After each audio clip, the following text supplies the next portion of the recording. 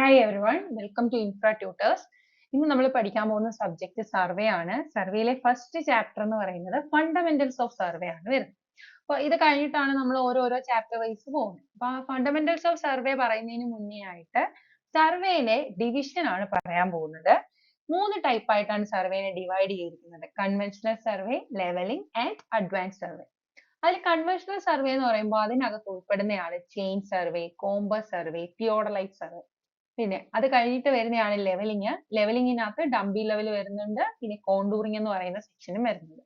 Dumpy level ആണ് എടുത്ത് പറയുന്നതെങ്കിലും അതിനകത്ത് പല ടൈപ്പ് ലെവലിനെ പറ്റിയും പറയുന്നുണ്ട്.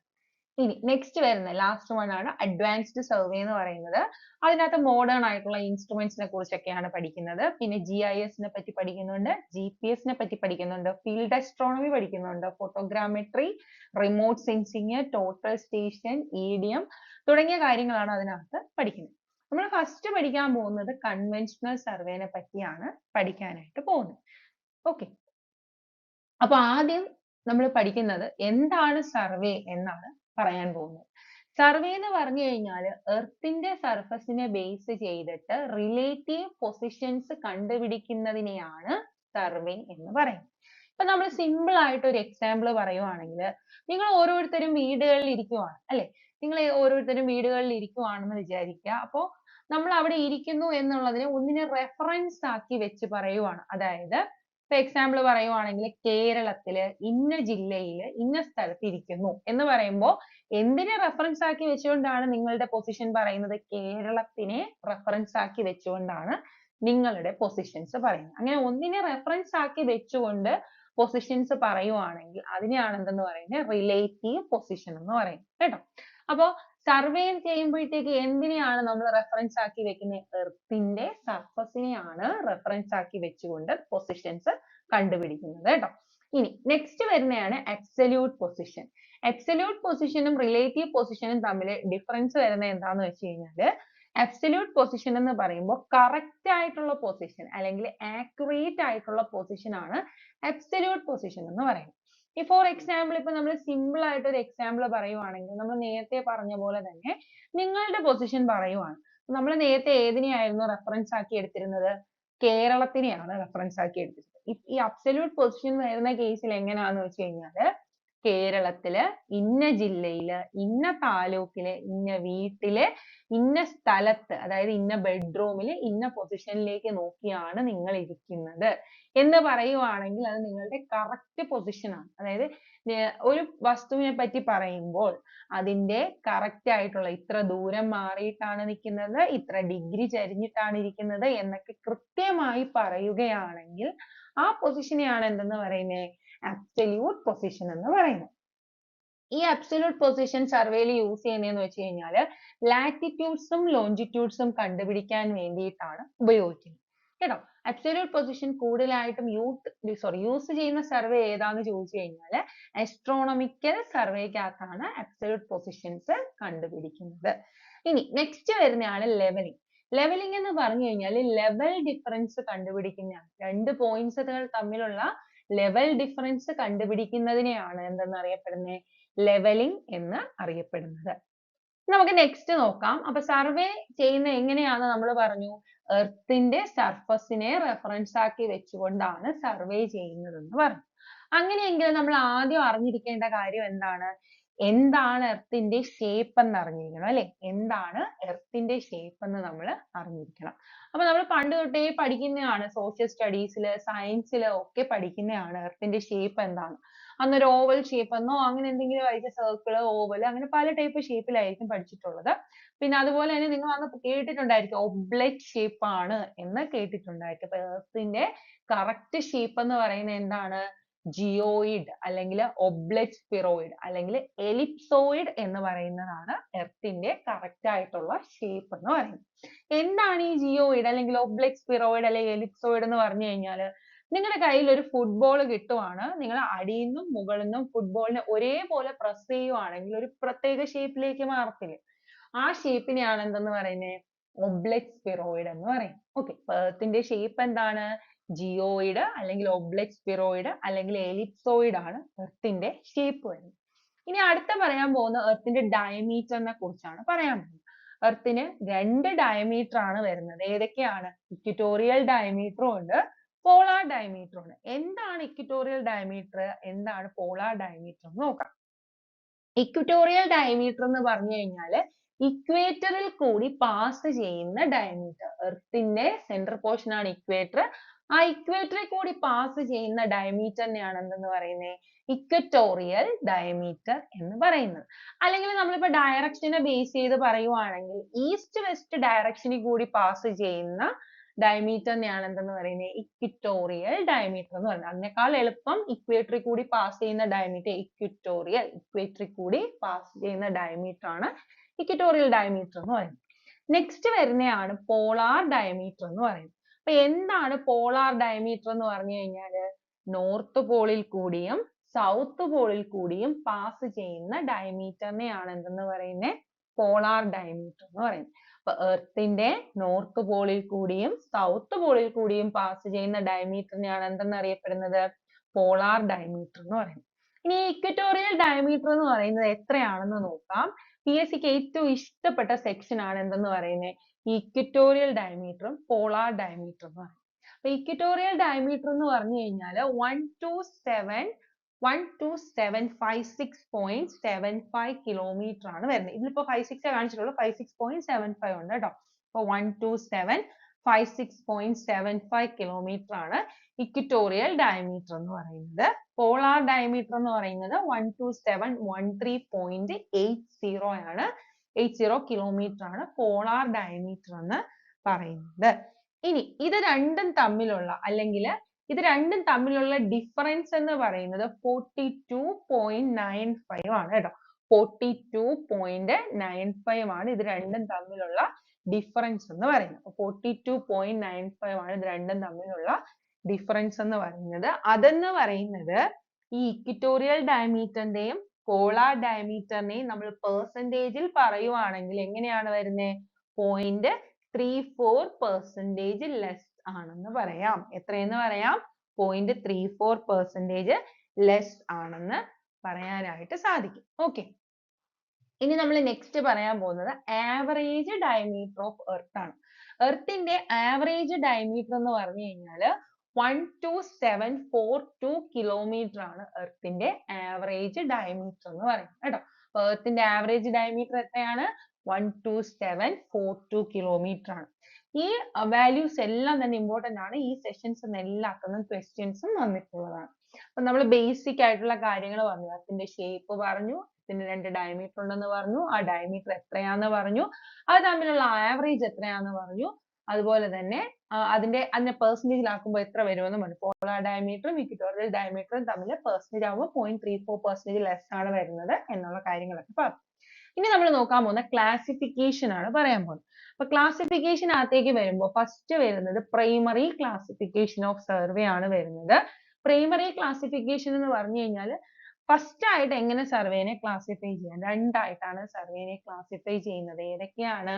പ്ലെയിൻ സർവേ എന്നും ജിയോഡറ്റിക് സർവേ എന്നുമാണ് സർവേനെ ക്ലാസിഫൈ ചെയ്യുന്നത്. അപ്പൊ സർവേനെ എങ്ങനെയാണ് ക്ലാസിഫൈ ചെയ്യുന്നത്? പ്ലെയിൻ സർവേ എന്നും ജിയോഡറ്റിക് സർവേ എന്നുമാണ് ക്ലാസിഫൈ ചെയ്യുന്നത്. പ്ലെയിൻ സർവേ എന്ന് പറഞ്ഞു കഴിഞ്ഞാൽ ഒരു സ്മോൾ ഏരിയ സർവേ ചെയ്യാൻ വേണ്ടിയിട്ടാണ് ഏത് യൂസ് ചെയ്യുന്നത്? പ്ലെയിൻ സർവേ ഉപയോഗിക്കുന്നത്. ഒരു ചെറിയ ഏരിയ മാത്രമേ നമുക്ക് സർവേ ചെയ്യാനുള്ളൂ എങ്കിൽ അവിടെ യൂസ് ചെയ്യുന്നതാണ് പ്ലെയിൻ സർവേ എന്ന് പറയുന്നത്.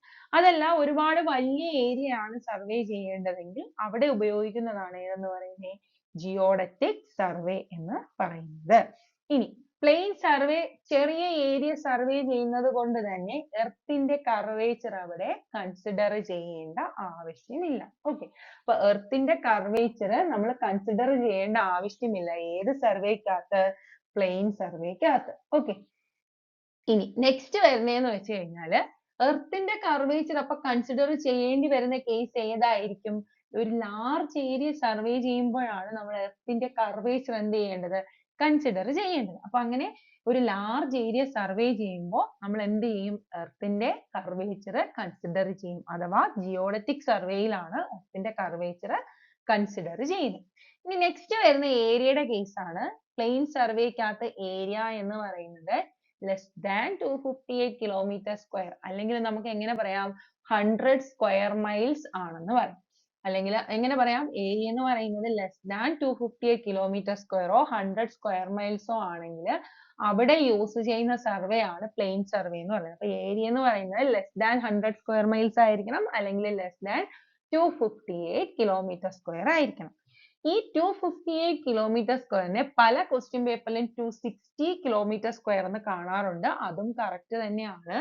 Area less than 260 kilometre square എന്ന് പറഞ്ഞു കഴിഞ്ഞാലും ആൻസർ ഏത് തന്നെയാണ് വരുന്നത്? പ്ലെയിൻ സർവേ തന്നെയാണ് വരുന്നത്. അപ്പൊ ജിയോളജിക് സർവേയുടെ കേസിൽ എങ്ങനെയായിരിക്കും വരുന്നത്? ഏരിയ എന്ന് പറയുന്നത് ഗ്രേറ്റർ ദാൻ 258 കിലോമീറ്റർ സ്ക്വയർ ആയിരിക്കും, അല്ലെങ്കിൽ ഗ്രേറ്റർ ദാൻ 100 സ്ക്വയർ മൈൽസ് ആണെങ്കിൽ അവിടെ യൂസ് ചെയ്യുന്ന സർവേ ആണ് ഏതെന്ന് പറയുന്നത്? ജിയോഡറ്റിക് സർവേ എന്ന് പറയും. നമ്മൾ പറഞ്ഞു ചെറിയ ഏരിയ സർവേ ചെയ്യാനാണ് പ്ലെയിൻ സർവേ ഉപയോഗിക്കുന്നത് എന്ന് പറഞ്ഞു. അപ്പൊ നമുക്ക് എവിടെ യൂസ് ചെയ്യാന്ന് പറയാം? It is used for the survey of small plots, അല്ലെങ്കിൽ it is used for the survey of plot. ചെറിയ ചെറിയ പ്ലോട്ടുകളായിട്ട് തരംതിരിച്ച ഏരിയയുടെ സർവേ ചെയ്യാൻ വേണ്ടി ഏത് യൂസ് ചെയ്യാം? പ്ലെയിൻ സർവേ യൂസ് ചെയ്യാനായിട്ട് പറ്റും. ജിയോഡറ്റിക് സർവേ യൂസ് ചെയ്യുന്നത് സർവേ ഓഫ് ഇന്ത്യ ആണ് ഉപയോഗിക്കുന്നത്. എന്തിനു വേണ്ടിയിട്ടാണ് യൂസ് ചെയ്യുന്നത്?